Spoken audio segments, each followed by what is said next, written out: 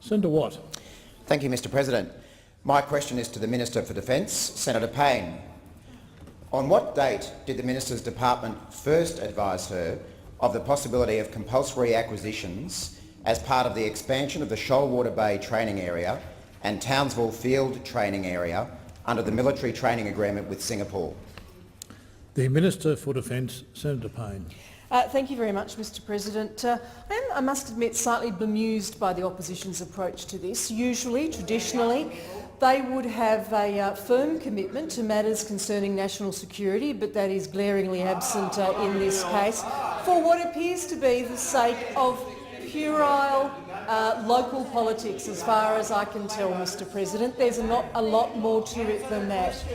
In fact, the government has been quite clear in saying that the concerns which were raised by landowners and the process of planning that has been underway by the Department of Defence is what led to the decision that I announced last week in relation to acquisition of land. Minister. Senator Gallagher, Point of order. Mr President, on relevance, the question was very specific. It says, on what date did the Minister's Department first advise of the possibility of compulsory acquisition as part of the expansion of Shoalwater Bay? It was a very specific question. Thank you, Senator Gallagher. The Minister has just over a minute to answer the question. I'll remind the Minister of the question. Minister. Thank you very much, because it is very disappointing, Mr President, that those opposite have not been able to take a strategic view of the Comprehensive Strategic Partnership and the Military Training Initiative which sits underneath it. As we know, the Prime Minister announced the Comprehensive Strategic Partnership in May of last year, which included strengthening of the Defence Partnership and the joint development of military training facilities in northern Queensland.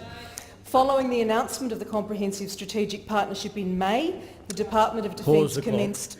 Order, Minister. Senator Wong, point of order. Mr President, the Minister is manifestly avoiding the question. She has asked one question. On what date did her department first advise her of the possibility of compulsory acquisition? It's a very simple question. She ought to answer it.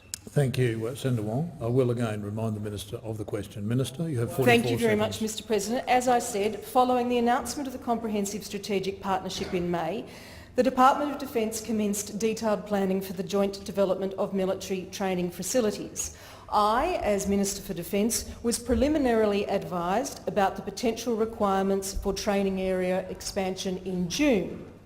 Detailed planning continued, which led to the finalisation of and signature of the Memorandum of Understanding with Singapore on the 13th of October 2016, which formally set out the agreed parameters of the increased training access that Australia would offer and represented formal agreement by both countries to the scale of the increased access Singapore would be offered. Following the signature of the MOU... Minister. The time for answering the question has expired. Senator Watt, supplementary question. Thank you, Mr President, and I thank the Minister for finally advising that she was first advised by her department about the potential for expansion in June 2016. Was the advice to the Minister, did the advice to the Minister include the possibility for compulsory acquisitions, the advice she was provided in June? Minister. As I indicated in my previous answer, Mr President, I was preliminarily advised about the potential requirements for training area expansion in June 2016. That goes to all aspects of the processes under the Land Acquisitions Act. Thank you, Minister. Senator Watt, final supplementary question. Thank you, Mr President. I thank the Minister for finally telling the Senate that she was advised by her department of the possibility of compulsory acquisitions before the July election last year. Why has it taken 4 sitting days for the Minister to come clean with the Senate about what she knew and when she knew it? Minister. Mr President, as I was saying, this is a very complex process. It's a process which has been underway for some time between the Department of Defence and other parties, of course, including the Government of Singapore. The detailed planning which took place and led to the finalisation and signature of the Memorandum of Understanding with Singapore on the 13th of October 2016 actually formally set out the agreed parameters of the increased training access that Australia would offer. It represented the formal agreement by both countries to the scale of the increased access Singapore would be offered.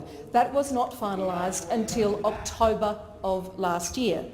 Following the signature of the MOU, Defence was then able to begin the process of detailed master planning so that the precise requirements could be clarified and engagement would begin with stakeholders. Thank you, Minister.